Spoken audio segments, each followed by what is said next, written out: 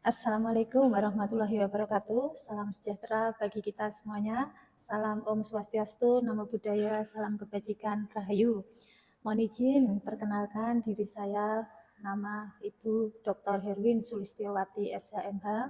Saya adalah dosen tetap di Fakultas Hukum Universitas Surakarta. Pada kesempatan ini, perkenalkan saya untuk menyampaikan pernyataan diri dosen dalam unjuk kerja Tridharma Perguruan Tinggi di bidang pengajaran sebagai salah satu syarat untuk mengikuti sertifikasi dosen tahun 2025. Dalam bidang pengajaran, ada beberapa poin penting yang akan saya sampaikan, di antaranya 1. Deskripsi mata kuliah, 2. Capaian pembelajaran, 3. Materi pembelajaran, 4. Metode pembelajaran, 5. Indikator penilaian, dan 6. Video pembelajaran. Baiklah, yang pertama saya akan menyampaikan tentang deskripsi mata kuliah.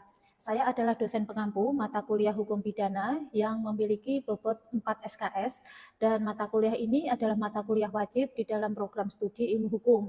Sebagai bagian dari kurikulum pengajaran kuliah ilmu hukum, mata kuliah hukum pidana ini membahas tentang istilah, pengertian, latar belakang, maksud, dan tujuan hukum pidana. Kompetensi hukum pidana yang mencakup tentang hukum pidana yang merupakan mata kuliah pengetahuan dasar asas-asas hukum pidana yang berisikan asas-asas penting hukum pidana dalam memahami bangunan sistem hukum pidana secara keseluruhan. Hukum pidana yang memiliki ciri yang khusus yang berbeda dengan bidang hukum yang lain untuk memberikan pemahaman yang lebih komprehensif dalam usaha memahami perbedaan yang dimaksud batasan atau definisi hukum pidana sangatlah penting dipahami, yang dilanjutkan dengan pemahaman sistem hukum pidana sebagai hukum publik. Pengetahuan dasar asas-asas hukum pidana sebagai substansi asas-asas penting dalam hukum pidana, baik mengenai asas berlakunya hukum pidana, waktu, tempat, dan orang, maupun pemahaman terhadap 3 persoalan pokok dalam hukum pidana, yaitu tindak pidana, pertanggungjawaban pidana, dan sanksi pidana atau pemidanaan. Sebagai satu kesatuan sistem tersebut, sistem pidana dapat diartikan sebagai sistem pemberian atau penjatuhan pidana. Jadi sistem pemidanaan dilihat dari 2 perspektif, yaitu perspektif fungsional dan perspektif norma substantif. Dalam fungsinya, bahwa diartikan keseluruhan sistem itu aturan perundang-undangan untuk fungsionalisasi atau operasionalisasi konkretnya pidana dan juga keseluruhan sistem atau aturan perundang-undangan yang mengatur keseluruhan dari bagaimana hukum pidana itu ditegakkan. Sedangkan dari perspektif norma yang substantif hanya dilihat dari norma-norma hukum pidana yang substantif tentang sistem pemidanaan yang diartikan sebagai keseluruhan sistem aturan atau norma hukum pidana material untuk pemidanaan, untuk pembagian atau penjatuhan pelaksanaan pidana. Apabila perspektif kedua tersebut kita bawa pada pembahasan masalah sistem pemidanaan, maka pembicaraan tidak dapat dilepaskan dengan rasionalitas hukum pidana yang bersandar atas 3 konsep, yakni tindak pidana, pertanggungjawaban pidana, dan pidana sebagai persoalan pokok dalam hukum pidana. Yang kedua adalah capaian pembelajaran. Capaian pembelajaran dalam mata kuliah ini, mahasiswa dapat mengetahui dan memahami hukum pidana yang berlaku, itu 1. Yang kedua, mahasiswa dapat mengetahui dan memahami tentang mempelajari norma-norma. Yang ketiga, mahasiswa dapat mengetahui dan memahami tentang bagaimana norma-norma tersebut dituangkan dalam aturan-aturan hukum pidana. Yang keempat, mahasiswa dapat mengetahui dan memahami tentang bagaimana menentukan dapat dipidananya seseorang serta pidananya. Dan yang ketiga, metode pembelajaran. Dalam proses pembelajaran saya menerapkan 2 metode pembelajaran, yaitu 1. Metode ceramah, 2. Metode diskusi. Dalam metode pembelajaran ceramah, saya akan selalu menjelaskan kepada mahasiswa terkait dengan materi hukum pidana, kemudian saya akan memberikan kesempatan kepada mahasiswa untuk bertanya dan melakukan diskusi. Dirasa sudah cukup pertanyaan dari mahasiswa, saya memberikan kesimpulan dan umpan balik kepada mahasiswa. Sedangkan pembelajaran dengan metode diskusi, sebagai bahan diskusi, mahasiswa diharuskan untuk mengusung dan mengangkat tema terkait dengan kasus hukum pidana yang sedang terjadi saat ini. Dan dalam diskusi tersebut, mahasiswa diberi kebebasan untuk mengembangkan pemikiran terkait dengan tema diskusi. Dan saya selaku dosen berperan sebagai fasilitator dan pemandu diskusi dan memberikan umpan balik, sehingga pembelajaran dengan metode ini bisa menjadi menarik, efektif, dan menyenangkan.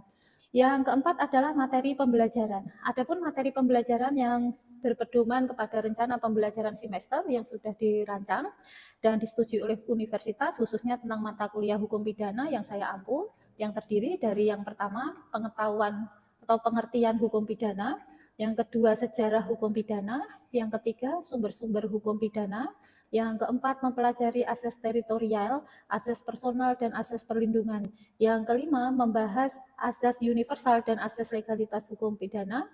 Yang keenam, membahas tentang teori-teori tujuan dalam hukum pidana.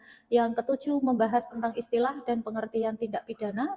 Yang kedelapan, membahas tentang kesalahan, kesengajaan, dan kealpaan. Yang kesembilan, membahas tentang pertanggungjawaban pidana. Yang kesepuluh, membahas tentang pengertian dan unsur-unsur percobaan. Yang ke-11 membahas tentang penyertaan, konkursus, dan residivis. Yang ke-12 membahas tentang sebab akibat serta sifat melawan hukum dan perumusan tindak pidana. Yang ke-13 membahas tentang penafsiran atau interpretasi. Yang ke-14 membahas tentang alasan penghapus pidana. Yang kelima adalah tentang indikator penilaian. Dalam indikator penilaian ini saya menggunakan 4 standar penilaian. Yang pertama, kehadiran dengan bobot 20%. Yang kedua, tugas dengan bobot nilai 20%. Yang ketiga, UTS dengan bobot nilai 30%. Yang keempat adalah UAS dengan bobot nilai 30%. Di dalam pemberian nilai untuk mahasiswa, saya selalu mempertimbangkan 2 hal, yaitu 1, soft skill. Soft skill adalah meliputi sikap dan keaktifan mahasiswa di dalam proses perkuliahan. Yang kedua adalah hard skill. Hard skill ini meliputi kehadiran, tugas, UTS, dan UAS. Dan selanjutnya saya menayangkan video pembelajaran mata kuliah hukum pidana. Selamat menyaksikan. Baik, selamat pagi. Assalamualaikum warahmatullahi wabarakatuh. Ya, senang ya berjumpa dengan adik-adik di semester ini. Ya, kita bertemu di perkuliahan pertama. Ya, Dek, perkenalkan saya Ibu Dr. Herwin Sulistiawati, SHMH gitu ya. Panggil saja Ibu Herwin. Ya, nantinya saya yang akan mengampu mata kuliah hukum pidana gitu ya, Dek. Mata kuliah ini yang merupakan mata kuliah dasar untuk adik-adik pastinya nanti dalam menempuh semester lanjutan gitu. Karena mengapa hukum pidana ini mata kuliah tentang basis lerfak gitu ya, mata kuliah dasarnya nantinya berlanjut berjenjang. Kemudian di mata kuliah selanjutnya yaitu kriminologi, ada mata kuliah hukum acara pidana begitu ya, mata kuliah lagi pembaharuan hukum pidana. Ya, Dek, kita perkenalan dulu, saya Bu Herwin yang akan memberikan semangat untuk adik-adik ya. Semangatnya adalah Fit Justitia Ruet Caelum, tegakkan hukum meskipun langit runtuh gitu, Dek. Kalau kita nantinya menciptakan sebuah keadilan, pasti ada resiko. Iya, pasti konsekuensinya yang berhadapan dengan sebuah kata keadilan, Dek. Menciptakan rasa adil itu memang sangat sulit sekali. Nanti ketika adik-adik bertemu begitu ya dengan kata keadilan, pastinya bagaimana saya bisa menyambung atau mempertimbangkan rasa keadilan ini, baik untuk pelaku maupun untuk korban maupun untuk masyarakat banyak. Begitu ya, Dek ya. Baik, di mata kuliah hukum pidana yang mana beban studi adalah 4 SKS di penempatan semester 2 ini, nantinya adik-adik akan selalu banyak teori bertemu begitu ya. Kita ada 16 kali pertemuan di dalam mata kuliah ini. Jadi kita 6 kali kita adanya sebuah materi perkuliahan, saya ceramah seperti ini, kemudian kita UTS ya di sesi 7, setelah UTS kita nanti tetap adanya sebuah ceramah dan diskusi, jadi pertemuan 8 sampai pertemuan di 15 kita mengadakan diskusi bersama, tanya jawab, sehingga dalam metode pembelajaran ini kita berbasis dengan problem learning, sehingga adik-adik atau mahasiswa nantinya itulah yang akan selalu aktif berinteraksi untuk perkuliahan di hukum pidana. Saya bisa pinjam untuk KRS-nya gitu ya.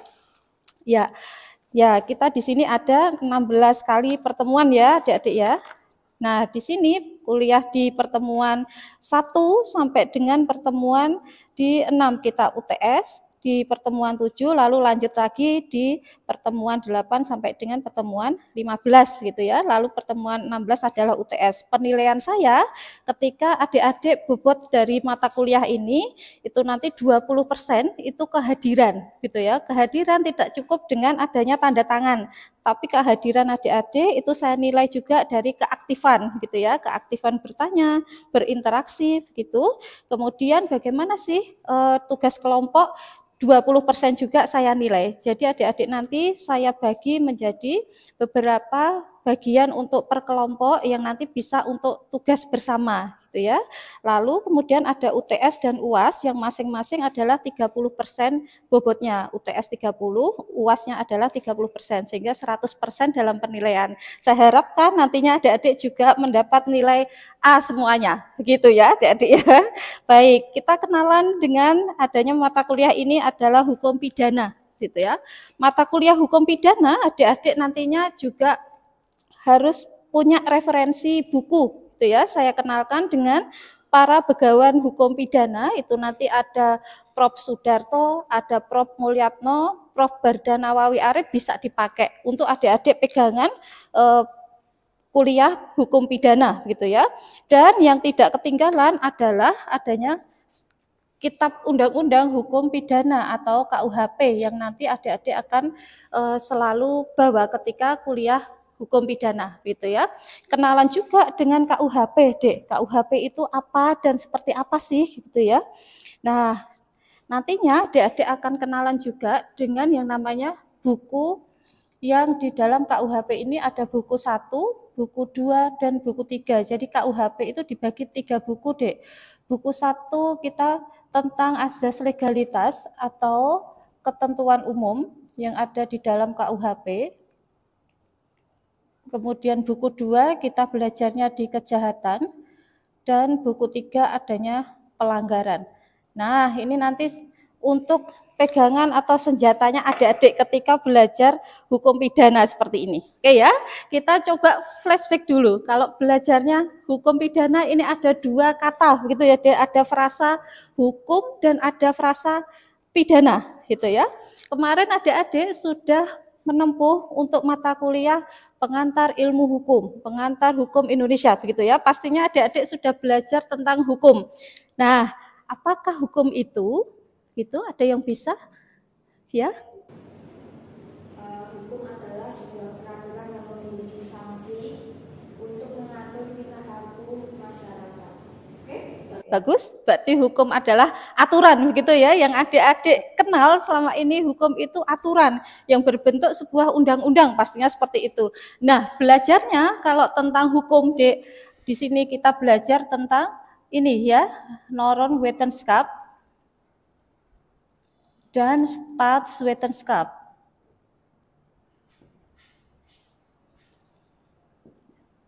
Nah, dalam konteks yaitu kita tadi belajarnya di aturan, ada Normenwetenschap, itu belajar hukum itu sebuah tataran, sebuah norma, sebuah undang-undang. Ini adalah berbentuk norm, sebuah norma yang berbentuk kitab undang-undang gitu ya, Dek ya. Atau aturan yang sudah dibuat. Yang kedua adalah bentuknya sebuah Staatswetenschap. Staatswetenschap adalah ilmu kenyataan atau ilmu yang ada di masyarakat. Sehingga kita belajar hukum tidak cukup dengan adanya sebuah aturan kitab undang-undang saja, tetapi juga berbuat sebuah kenyataan atau hukum yang hidup di masyarakat. Nah, itu yang disebut dengan hukum, Dek. Belajar dengan segala apa yang ada di masyarakat berbentuk Staatswetenschap. Contohnya seperti apa, Bu? Contoh ketika kita belajar hukum adat gitu ya. Hukum adat seperti yang ada di Bali, kita kenal dengan namanya awik-awik ya, hukum yang tidak tertulis, tapi dia merupakan hukum. Ya, itulah yang disebut dengan Staatswetenschap begitu. Dan kemudian kalau tadi kita belajar hukum ya, ada bahasa hukum. Nah, hukum adalah Normenwetenschap dan Staatswetenschap. Bagaimana kalau ada kata pidana? Mungkin adik-adik nantinya juga sering mendengar ya, oh kalau nonton TV, si Budi itu sedang dipidana. Kemudian Pak X itu sekarang lagi dipidana. Adakah yang bisa memberikan pernyataan atau penjelasan begitu ya? Pidana. Pidana itu apa sih? Ya, siapa yang bisa? jawab pidana adalah sanksi yang dijatuhkan oleh negara pada seseorang yang telah melakukan tindakan yang melanggar hukum atau tindak pidana. Oke, bagus itu ya. Pidana. Oke, ada kata pidana.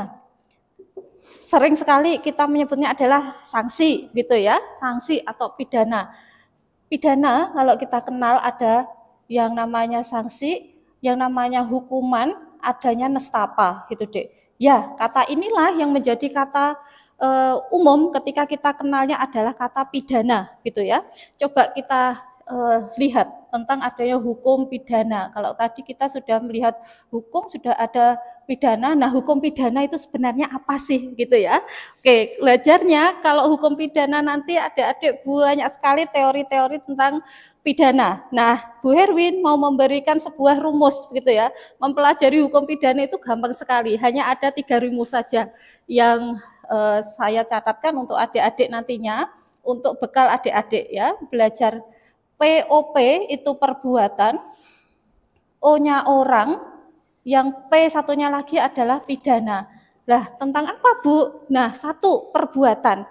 Perbuatan adalah sebuah tindak pidana yang dilakukan oleh seseorang yang melakukan pelanggaran terhadap pidana. Yang ada di dalam KUHP ini, Dek, semuanya adalah perbuatan. Ini adalah P yang pertama. Ya, semua yang termasuk dia itu melanggar dari buku 1, 2, 3 ini adalah perbuatan. Ya, sehingga nantinya ketika adik-adik kenal dengan contoh misalnya dia melakukan perbuatan pidana itu pencurian misalnya gitu ya. Dia mencuri, ya kena pasal yang ada di KUHP gitu ya. Terus perbuatan ini, perbuatan selalu berlandaskan pada sebuah azas legalitas. Kita kenal nantinya adik-adik ada azas yang berbunyi nullum delictum gitu ya. Nullum delictum puna sine previa lege. Nah, artinya apa, Bu? Nah, ini karena adik-adik ini masuk di Fakultas Hukum sehingga sering belajarnya bahasa Belanda gitu ya, sering pakai istilah-istilah bahasa Belanda. Nullum delictum puna previa lege, tiada suatu perbuatan tanpa adanya sebuah undang-undang. Makanya saya kasih contoh, kalau misalnya kemarin tahun 2009 mungkin ya, Raffi Ahmad contoh kasusnya, dia menggunakan jenis narkoba ketinen, tapi kok tidak dipenjara. Kenapa Bu? Ya, karena ada asas ini, asas nullum delictum. Pada saat itu, yang namanya ketinen belum masuk di dalam undang-undang narkotika. Itu sehingga kita tidak bisa mempidana seseorang, gitu ya Dek ya. Kemudian next, O ini adalah orang atau pertanggungjawaban pidana. Jadi kemampuan orang bertanggung jawab, Dek. Tidak semua orang yang melakukan tindak pidana itu bisa dipidana. Lah kok enak Bu? Ya, itu karena adanya sebuah kemampuan orang bertanggung jawab. Ya, jadi kalau nanti adik-adik ketemu di buku 2, ketemu di KUHP pasal 44-nya ya Dek. Orang gila itu tidak bisa dikenai kemampuan bertanggung jawab. Padahal dia sudah nyuri, tetapi dia gila. Nah, itulah mengapa dia bebas pidana, gitu ya Dek ya. Kemampuan orang bertanggung jawab karena dia tidak bisa untuk bertanggung jawab atas perbuatannya. P yang ketiga adalah pidana. Nah, inilah yang menjadi satu poin pokok ketika kita bicara hukuman dan nestapa. Itu ada di pasal 10-nya KUHP, Dek. Nah, pasal 10 nanti ada pidana pokok dan pidana tambahan. Nah, gini ya. Pidana pokok itu seperti pidana mati, pidana penjara, pidana kurungan, kemudian ada pidana denda. Nah, inilah pidana pokok yang dimaksud tadi dalam buku di pasal 10-nya KUHP. Kemudian ada pidana tambahan, ya pidana tambahan contohnya pencabutan izin tertentu gitu ya, pengumuman putusan hakim gitu ketika dia melakukan sebuah tindak pidana. Jadi memang di dalam KUHP masih dipertahankan pidana mati. Nah, nantinya adik-adik akan belajar tentang adanya sebuah perbedaan antara pidana penjara dengan pidana kurungan. Seperti apa sih bedanya seperti itu, Bu? Lalu juga ada sanksi yang namanya adalah denda. Ya, pidana denda itu contohnya untuk apa dan kemudian besarnya itu berapa rupiah seperti itu, gitu ya Dek ya. Nah, perkenalannya ketika kita masuk dalam hukum pidana, yang terpenting kita kenalan dengan KUHP-nya dulu, kemudian juga tentang uraian dari hukum pidana. Itu ya. Next lagi, ketika nanti adik-adik sudah masuk di dalam sebuah hukum pidana, akan banyak hal yang menarik lagi tentang contoh-contoh kasus yang ada di dalam hukum pidana. Nah, contohnya kalau misalnya nanti adik-adik juga belajar contoh kasus di percobaan, penyertaan, dan juga bagaimana toh para pelaku residivis seperti ini. Nah, itu ya, jadi kita nanti uraiannya setelah UTS, kita coba dengan contoh-contoh orang yang melakukan sebuah percobaan dari aliran tindak pidana. Nah, percobaan ini contohnya apa, Bu? Misalnya ada seorang yang mau membunuh orang lain, misalnya ya, mau menembak orang lain, tapi dia lupa tidak mengisi peluru. Nah, ternyata korbannya tidak jadi mati seperti itu. Tetapi kalau dalam KUHP dia kenanya adalah percobaan pembunuhan karena korbannya tidak jadi mati, gitu ya. Nah, lalu juga ada penyertaan. Penyertaan ini ketika adanya sebuah tindak pidana itu dilakukan oleh lebih dari satu orang, gitu ya. Jadi satu orang itu namanya adalah otak dari tindak pidananya. Lalu yang kedua, ketiga, keempat ini ikut serta dalam tindak pidana. Nah, ini nanti adik-adik bisa buka lagi di pasalnya 55. Ada ikut serta dalam perbuatan tindak pidana. Lalu juga tentang residif. Nah, ini sering sekali adik-adik yang mungkin pernah tahu dia pernah melakukan perbuatan pidana, padahal dia sudah di penjara, gitu ya. Tapi dia mengulangi dari perbuatan tindak pidananya lagi. Nah, itu bagaimana tuh cara untuk menghukum seorang residif? Ya, mengulang atau selalu mengulangi dari tindak pidana atau perbuatan pidananya, seperti itu ya. Jadi belajarnya tentang ruang lingkup hukum pidana ini, satu, ini Dek, menentukan tentang sebuah perbuatan tindak pidana, lalu juga kemampuan orang bertanggung jawab, pertanggungjawabannya, dan yang ketiga adalah hukuman atau pidananya. Menarik ya, banyak sekali kalau kasus pidana saya melihat, apalagi yang sekarang lagi ngetren viral begitu ya, banyak sekali nanti contoh-contohnya. Kalau yang ada di KUHP ini semuanya konvensional, pidana-pidana yang konvensional, jadi yang umum sekali, pidana umum. Contohnya kalau pencurian, pembunuhan, kemudian penipuan itu masuk di dalam KUHP ya, buku KUHP semuanya ada di situ. Oke, menarik ya. Ada yang bertanya? Bu, izin bertanya. Oke, ya silakan Dek. Bagaimana tentang kasus anak, Bu? Oke, kasus anak ya, menarik sekali. Kasus anak Dek, ini juga lagi marak sekali di Indonesia, tentang kekerasan seksual, tentang pelecehan anak gitu ya. Wah, sangat tinggi sekali kriminalitas di Indonesia itu. Oke, sama Dek, dengan adanya leg spesialis sehingga untuk kasus anak tetap masuk di dalam tindak pidana khusus. Namun dalam penanganannya nanti ada yang disebut dengan diversi Dek, khusus untuk anak. Nah, anak ini karena ada sebuah undang-undang hukum perlindungan anak tersendiri ya, yang masuk dalam sebuah undang-undang tindak pidana khusus. Nah, dalam penanganan kasus anak pun juga akan berbeda dengan yang namanya penanganan pada orang dewasa, Dek, yang disebut dengan diversi. Baik anak itu sebagai pelaku maupun anak sebagai korban. Nah, inilah yang membedakan antara apa yang disebut dengan hukum pidana di dalam KUHP-nya orang dewasa dan ada penanganan dalam diversi anak sebagai pelaku, korban maupun saksi. Nantinya ada undang-undang perlindungan saksi dan korban. Nah, dalam hal sebagai pelaku untuk diversi, anak pun juga mendapat setengah dari orang dewasa dalam pidananya, sehingga tidak dijadikan satu utuh seperti orang dewasa, namun setengah dari pidana orang dewasa gitu ya. Ketika pun tidak langsung itu di BAP, namun dia masuk dalam sebuah pendampingan terlebih dahulu untuk anak Dek, sehingga anak ini menjadi satu bagian yang tersendiri dalam penanganan khusus dalam hukum pidana. Nah, tentang apa Bu? Gini ya, jadi kalau hukum pidana, dalam hukum pidana kita belajarnya ada hukum pidana material dan hukum pidana formil.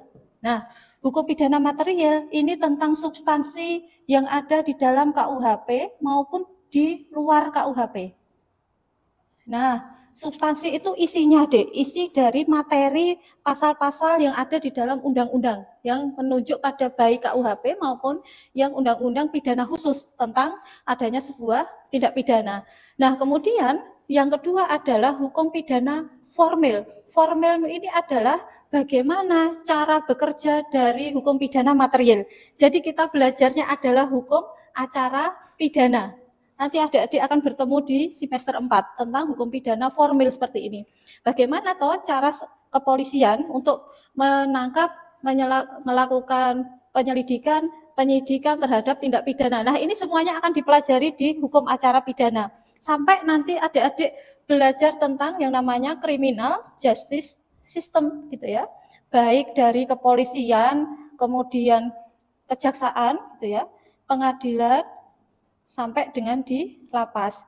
Nah, runtut-runtutannya ketika kita nanti ada sebuah pelaporan dari ada sebuah masuk di kepolisian yang dibuatkan dengan BAP begitu ya, sampai tingkatan nanti di P21, adik-adik belajar itu nanti kalau sudah masuk hukum acara itu ya.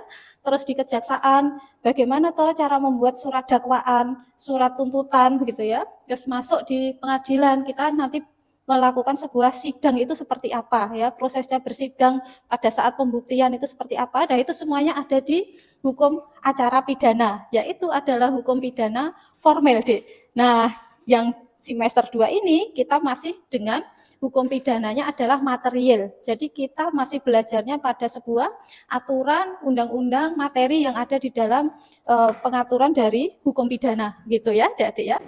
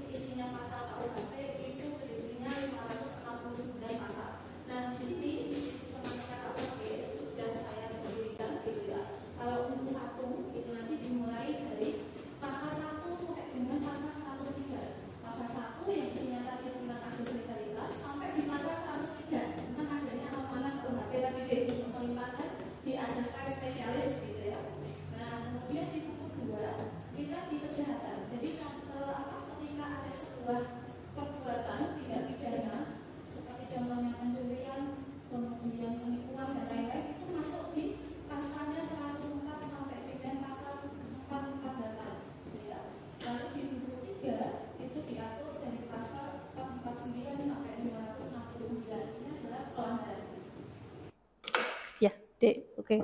Nah, inilah Dek kita perkenalannya dengan KUHP. Jadi nantinya adik-adik punya KUHP masing-masing begitu ya, untuk pegangan adik-adik sebagai kitabnya adik-adik menempuh dalam mata kuliah hukum pidana.